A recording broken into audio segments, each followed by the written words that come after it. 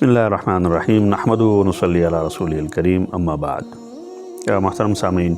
آج ہم رمضان کی فضیلت کے بارے میں انشاءاللہ چند باتیں آپ کے سامنے پیش کریں گے۔ رمضان کی جو فضیلت احادیث میں آئی ہے ان میں سب سے بڑی بات یہ ہے، فرمایا کہ رمضان میں اللہ تعالیٰ تمام اعمال کا ثواب جو ہے نا بڑھا دیتے ہیں، اور اس میں فرائض جو ہے وہ نوافل کا ثواب فرائض تک چلا جاتا ہے، اور فرائض کا ثواب 70 گنا بڑھا دیا جاتا ہے۔ یہ اللہ تعالیٰ کی بڑی رحمت اور انسانوں کے اوپر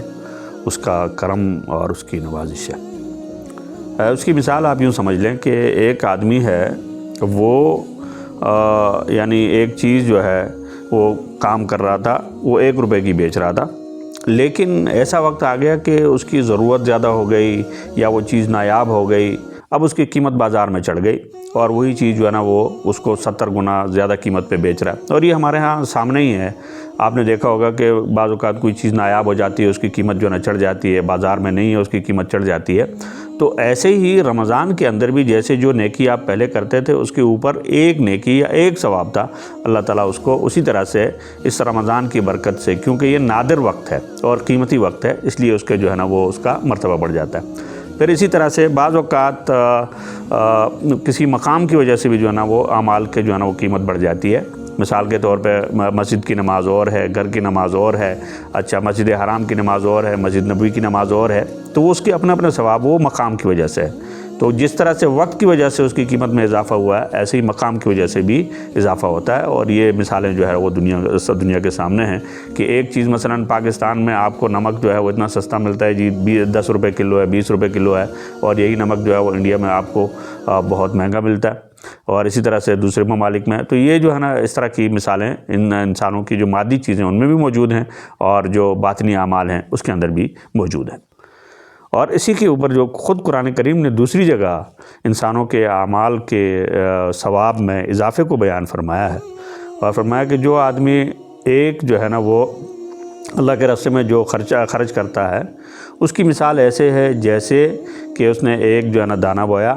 اور اس دانے سے جو ہے نا وہ 7 بالیاں نکلی، اور ہر بالی کے اندر 100 دانے ہیں، تو ایک کے 700 ہو گئے۔ اور آگے ارشاد فرمایا کہ واللہ یضاعف لمن یشاء، کہ اللہ تعالیٰ جس کو چاہتا ہے پھر اس کے 2 چند کر کے دیتا ہے۔ تو 2 چند جو ہے پھر اگر آپ اس کو 700 کو 700 سے ضرب دیں گے، اس کا مربع پہاڑا پڑھیں گے تو یہ بہت دور تک جو ہے نا چلی جاتی ہے۔ اللہ تعالیٰ ہم سب کو اس کی قدر جو ہے وہ نصیب فرمائے،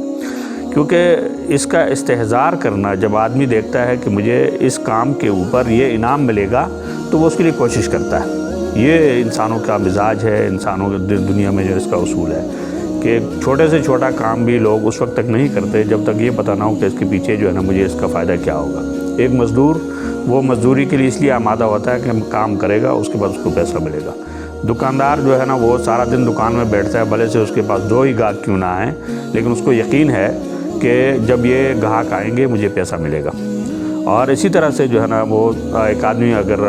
ملازمت کرتا ہے تو اس میں بھی اس کو معلوم ہے کہ میں جب تک جو ہے نا ملازمت کرتا ہوں، کام کروں گا، مجھے اس کی اجرت اور اس کا جو ہے نا ثواب ملے گا اور اس کا فائدہ ملے گا۔ لیکن دوسری جانب آپ دیکھیں کہ رمضان کے اندر اتنا بڑا ثواب کہ آدمی کے نوافل اس کے فرائض کے برابر ہو جائیں، اور فرائض کا ثواب جو ہے وہ 70 گنا تک بڑھا دیا جائے۔ لیکن اگر ہم اس میں کوتاہی کریں تو یہ ہماری جو ہے نا وہ بدبختی کے علاوہ کچھ نہیں ہوگا۔ اس لیے کوشش کرنی چاہیے کہ رمضان میں ہم اس کی ایک ساتھ ایک گھڑی کو جو ہے وہ نیک کاموں میں استعمال کریں، اس کو ذکر و تلاوت میں استعمال کریں، اس کو نوافل پڑھنے میں اس کو استعمال کریں، اور اگر کچھ بھی نہ ہو تو کم از کم جو ہے نا اس میں ہم کوئی ایسا کام نہ کریں جس سے رمضان کے اندر خلل پڑتا ہو۔ اللہ تعالیٰ ہم سب کو رمضان کی یہ نعمتیں سمیٹنے کی توفیق عطا فرمائے، اور ہم سب کو جو ہے وہ روزے جو ہے وہ اس کے حقیقی فوائد سے مستفید ہونے کی توفیق عطا فرمائے۔ وآخر دعوانا الحمدللہ رب العالمین۔